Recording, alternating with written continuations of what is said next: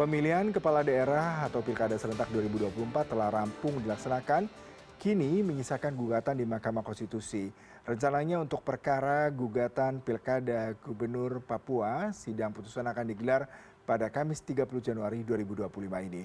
Sudah ada koresponden CNN Indonesia Mardika Utama. Dika, bagaimana perkembangan terhadap kasus ini di MK sendiri? Apakah sudah ada putusan ataukah masih berjalan proses persidangannya? Silakan laporan langsung Anda. Ya, selamat siang Yuda.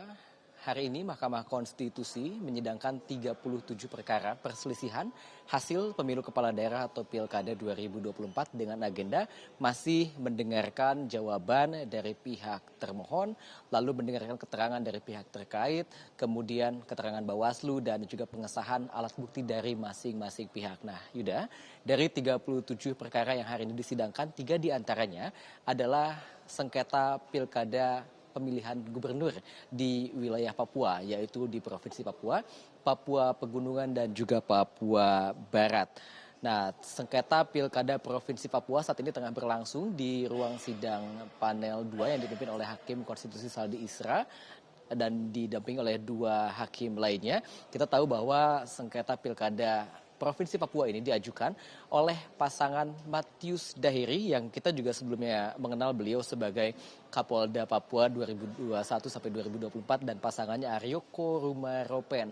Dalam sidang sebelumnya, pihak dari pemohon, dari Matius Dahiri yang diwakili oleh kuasa hukum Bambang Wijoyanto yang juga kita kenal sebagai wakil ketua KPK 2011-2015, ada sedikitnya 4 gugatan yang diajukan ke Mahkamah Konstitusi. Yang pertama adalah adanya dugaan penggelembungan suara di sejumlah kabupaten, di antara Kabupaten Sarmi dan juga Kabupaten Mambera Moraya.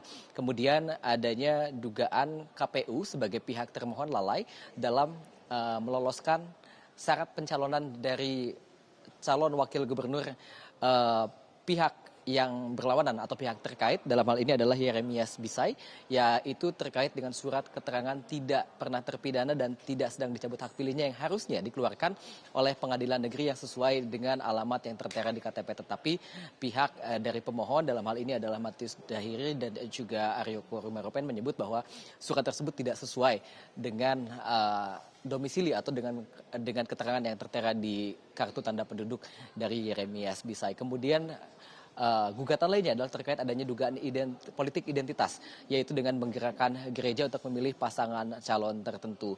Nah, kita tahu bahwa sebelumnya kalau kita tarik mundur lagi pada 14 Desember 2024, KPU Papua telah menetapkan pemenang dari pemilihan gubernur Papua adalah pasangan Ben Hur Tommy Mano dan juga Yeremias Bisai yang diusung oleh PDI Perjuangan, dan mereka meraup 51% suara, maksud saya, dengan total 269.970 suara. Sementara itu, pasangan Matius Dahiri dan juga Aryoko Rumaropen meraih 49% suara dengan total 262.777 suara. Tadi sidang di ruang panel 2 berlangsung pada pukul 11 dan diawali dengan mendengarkan jawaban dari pihak termohon.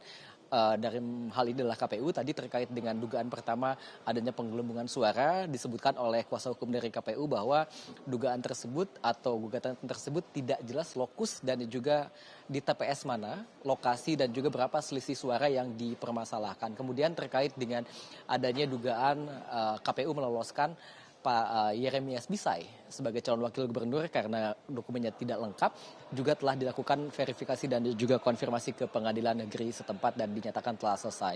Kemudian juga terkait dengan adanya dugaan politik identitas, pihak dari KPU menyebutkan bahwa dugaan tersebut adalah asumsi dan bahkan tidak pernah ada laporan dari pihak Bawaslu di Provinsi Papua. Kita tentu nanti akan menarik untuk menggali lebih dalam lagi seperti apa keterangan dari pihak termohon, dalam hal ini adalah KPU yang saat ini setengah berlangsung sidangnya, dan juga bagaimana keterangan dari Bawaslu dan juga bagaimana nanti tanggapan dari pihak pemohon yang diwakili oleh Bambang Wijoyanto.